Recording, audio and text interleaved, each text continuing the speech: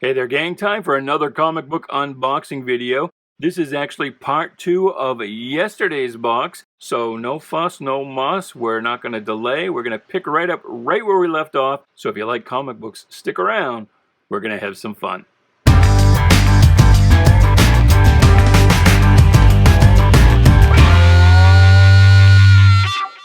Hey there, Bubby. Welcome to Shanghai. My name is Duke, and this is a comic book unboxing video. This is part 2 of yesterday's box. We're going to finish off this mystery box.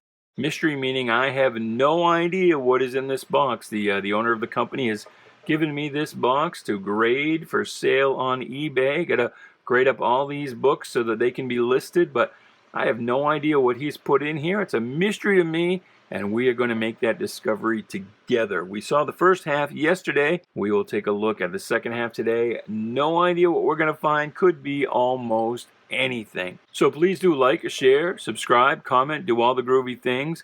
If you subscribe and leave a comment when I get to 500 subscribers, I will be giving away 2 Bronze Age mystery boxes. So 1 comment, 1 subscription, 2 chances to win a mystery box of your own, with 10, maybe 11 Bronze Age comic books.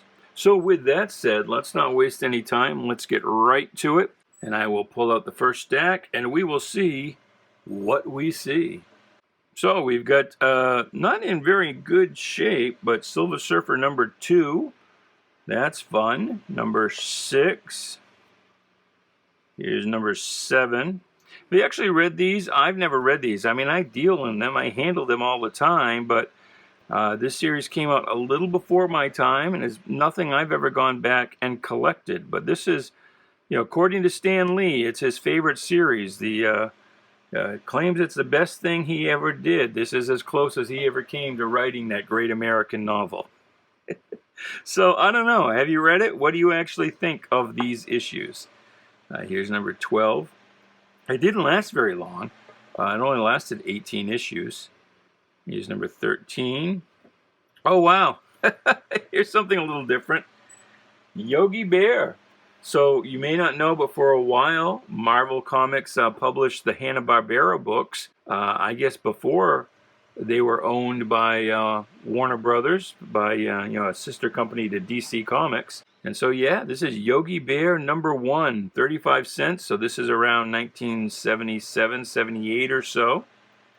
And it looks like this book came from Logan Drugs in Yorkton. Can I make out what state that is? It might be Georgia. It's hard to tell. It's something A. It looks like, so is there a Yorkton, Georgia? And if there is there still a Logan Drugs in Yorkton, Georgia? But for whatever reason, that retailer stamped their name on the books, which is kind of a dumb thing to do. But there's a Yogi Bear number 1. And those books actually do pretty well, especially the Scooby-Doo one. This does well as well. What If number 1, Volume 1 number 1. What if Spider-Man joined the Fantastic Four? Well, as you can see, they would have been the Fantastic Five. And this is a good what if because it spins out of something that could have happened. You may recall Amazing Spider-Man number 1. Spidey tried to join the Fantastic Four. So, Shade the Changing Man number 1. That was a fun little series. This was drawn and written by Steve Ditko. And it's a little batshit crazy at times, but in a good way. This really rewards reading, and it's a shame it didn't last. It only lasted 8 issues. There's Spectacular Spider-Man number 1. This one also came from Logan Drug. You can see it got stamped here. Star Wars number 1, and that does look like also from Logan Drug. We're going to call this the Logan Drug collection, I guess. But this looks to be the newsstand edition, so that's the one people want, rather than one of the various Whitman reprints. Oh, look, there's Scooby-Doo number 1. I was just telling you about this book. It does pretty well. I think this is Dan Spiegel did the artwork on this, if I am correct. Maybe I'm wrong. I love Dan Spiegel. I first ran across him on Blackhawk, DC's Blackhawk series. But good stuff. Steel #1. This book got killed by the DC implosion of 1978, but I see the book beneath it and I got a little excited. Sorry. my heart caught in my throat as a Gen X kid. But this is actually a good story. The art is by Don Heck, which is not to everybody's taste, but I think it really works on this series because it gives it a timely feel. It sort of takes you away to that World War II era when the book is set. And so yeah, that's Steel. His son would later join the Justice League when everything was merged as a result of the crisis. Although this series, I don't think specified, this was set on Earth 2, the classic Earth 2. And we know that because the last issue, well, the last issue produced but not published, issue 6, was later recycled because, as I said, the book got canceled, a victim of the DC implosion. That 6th issue had already been produced, and it was used up in an issue of All-Star Squadron, which of course took place on Earth 2. And they used it, they built kind of a framing sequence around that story. But this is a good little series. It's only 5 issues, easy to put together, and it's a lot of fun. So here we go, Super Friends #1. If you remember the Super Friends cartoon of the 70s and 80s, and look, Wendy Marvin and Wonder Dog, who, in my opinion, wholly superior to the Wonder Twins.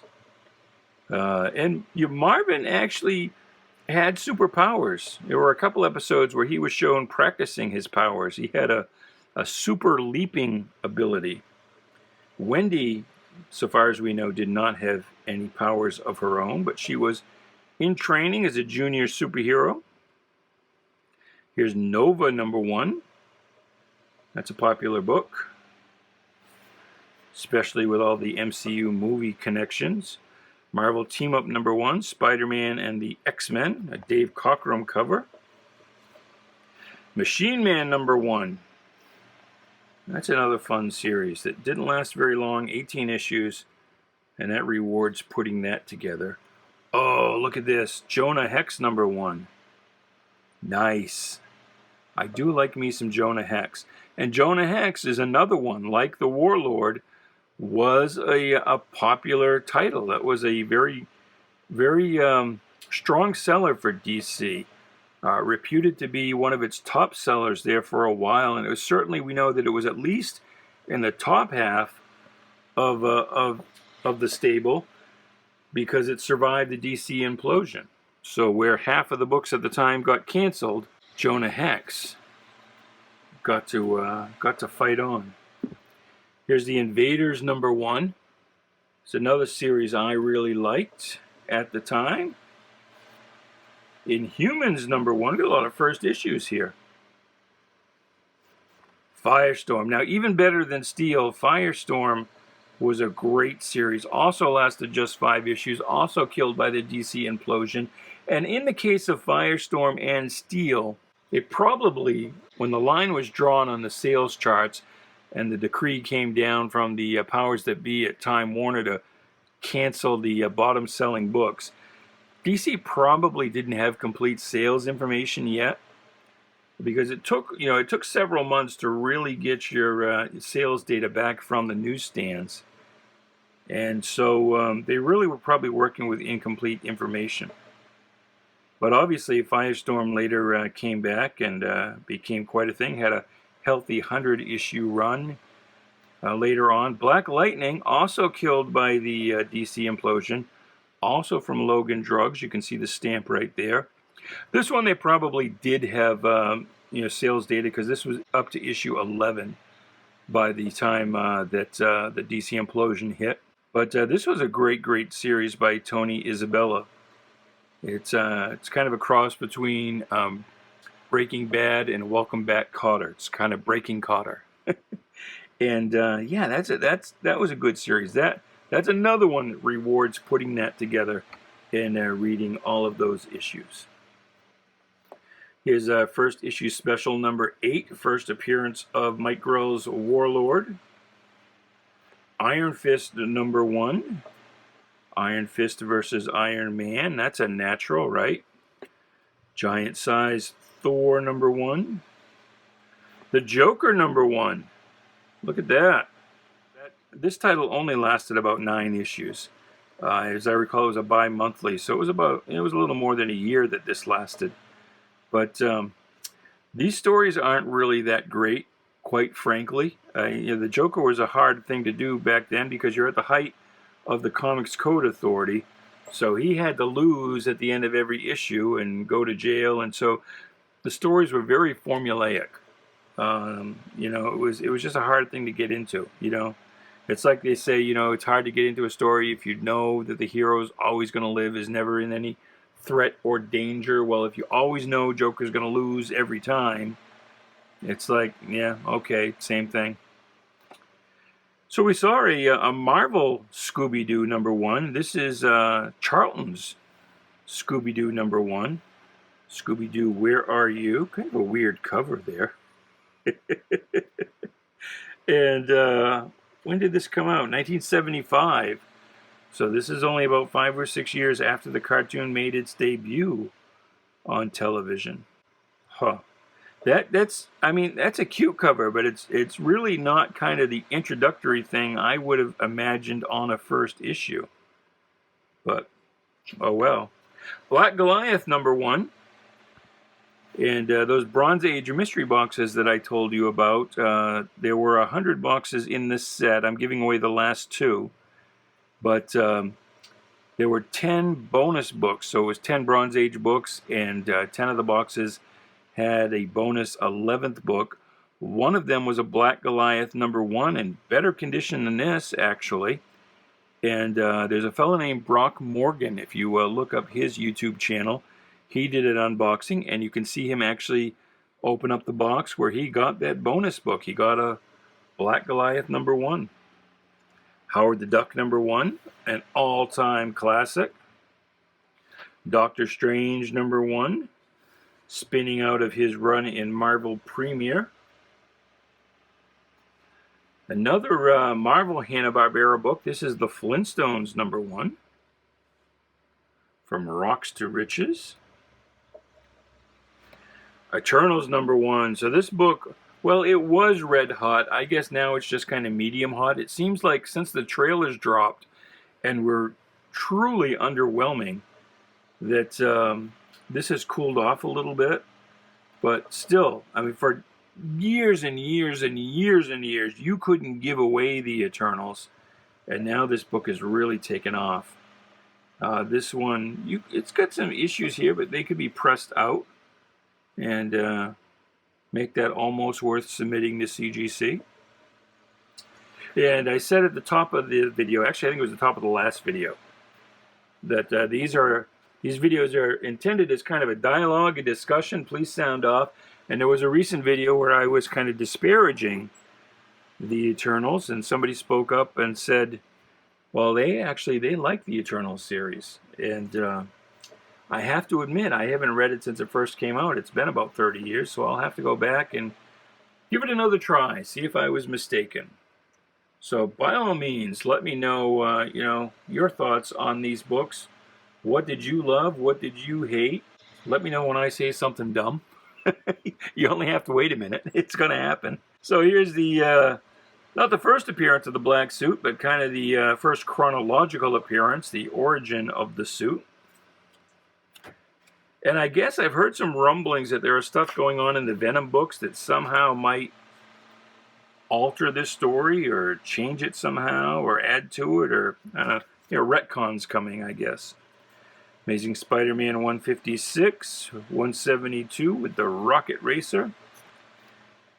Here is the direct sales edition of the Amazing Spider-Man Annual 21, the wedding issue. And that's the Friends and Family edition that only went to the comic book stores. This one is the one that went to newsstands, the Friends and Foes edition.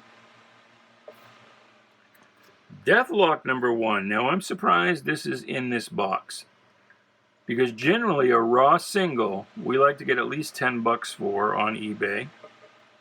And I'm going to be surprised. You watch when this goes up. Whether or not you're interested in bidding on it, you watch it, see how it does. I'm going to be surprised if it gets to 10 bucks. But we will try it. We will try it. Sometimes it's worth, just testing the market just to see if your premises are correct. Alpha Flight #1. I've seen about 1 million of these lately. This is the newsstand edition. Here's another What If #1. A little bit of a color fade here.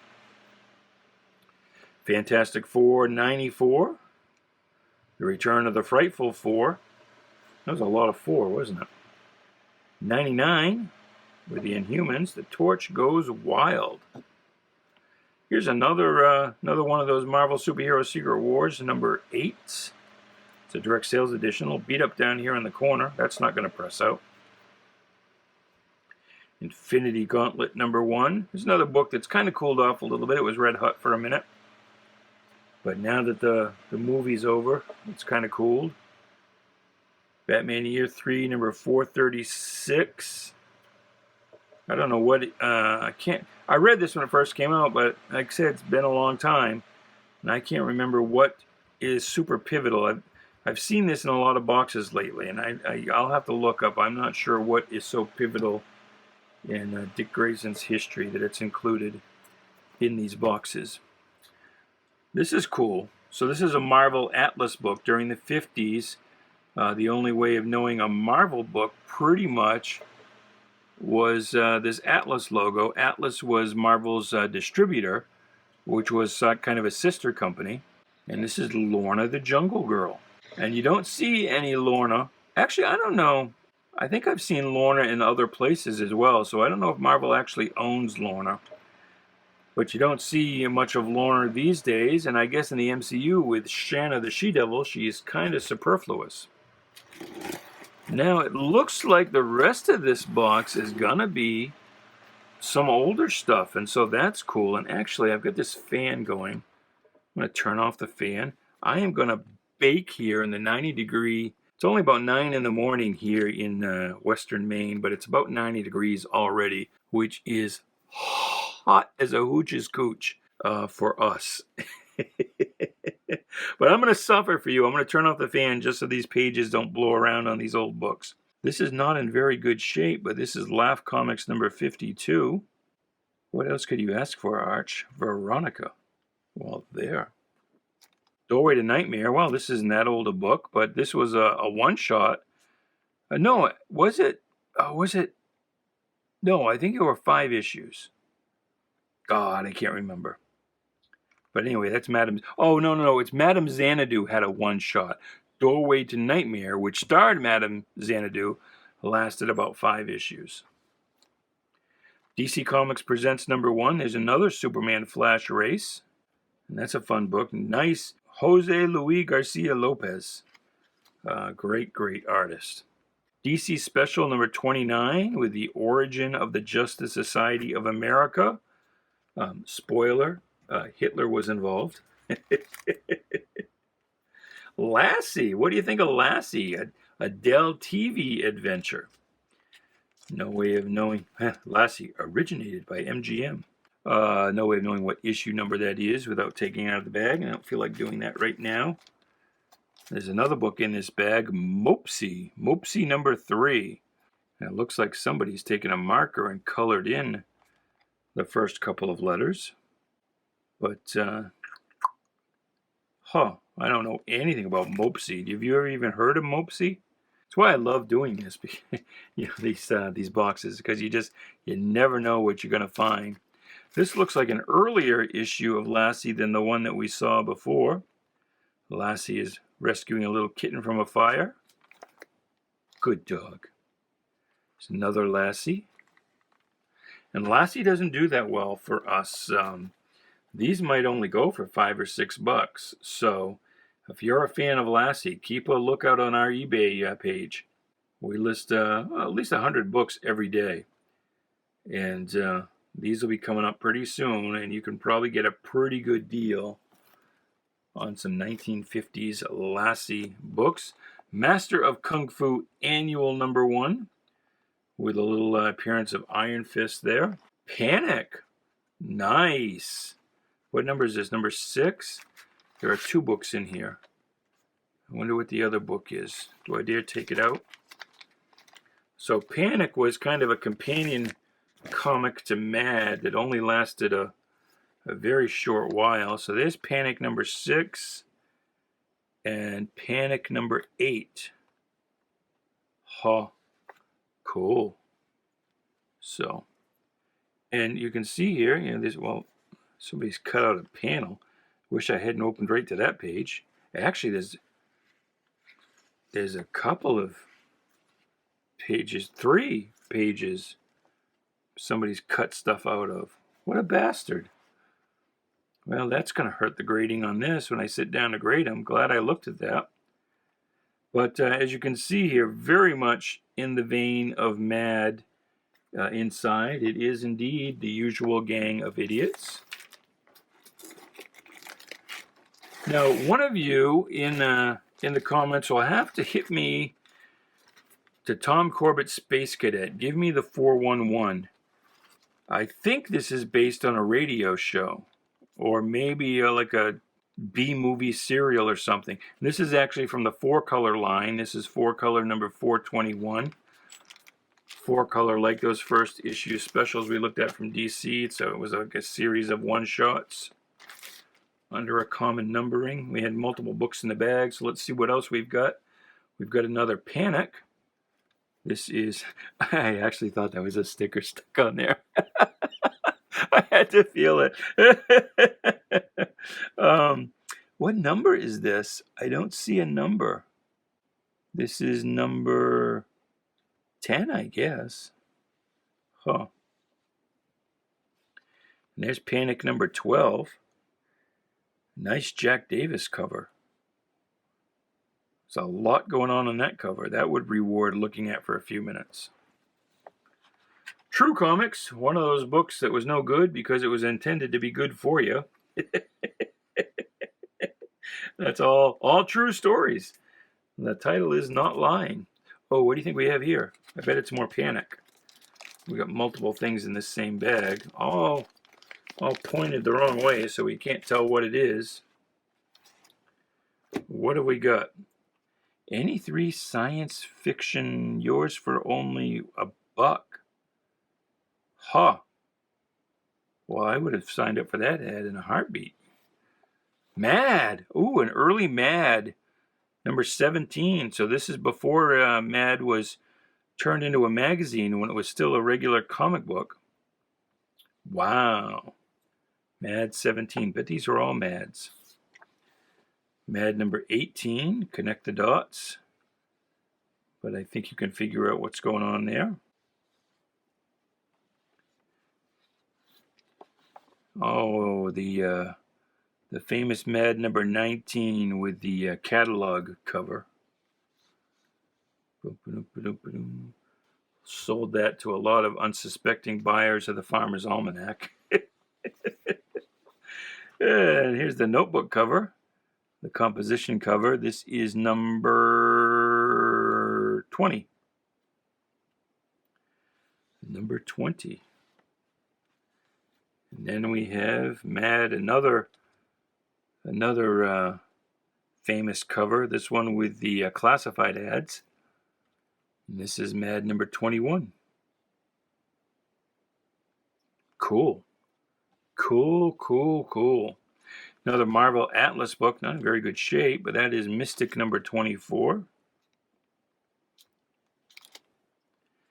Here's an EC book, Weird Science Fantasy number 26.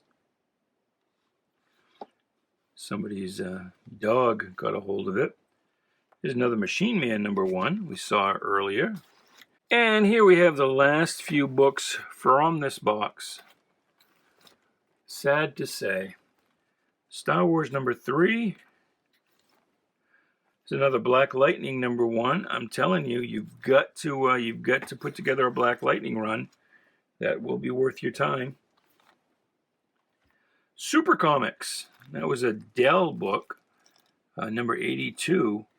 Although this is probably still 1940s era, even though that seems like a high number. Dell Super Comics started in the mid-30s. So this was all comic strip reprints. A lot of strips like Smitty and Tiny Tim and Harold Teen and Winnie Winkle that you've probably never even heard of. A lot of you probably today don't even know who Dick Tracy is, but he was the headline of Super Comics. And is this the last book? No, we get 2 books, although it looks like there's, oh yeah, 2 books. Walt Disney's Comics and Stories number, at this point they weren't putting the number on the cover, so I'm not sure exactly what issue number that is without opening it. And Chip and Dale. Now, which one is Chip and which one is Dale? I think the dopey one with the big red nose is Dale, and the other one is Chip. I get a 50-50 chance on that, though, and it's a pretty good shot that I'm wrong. But that is what I believe to be the case. All right, well, that's it. That's that box. I hope you had fun. It was a good time for me anyway. We'll do another box tomorrow, and until then, goodbye, good luck, and please be good to each other.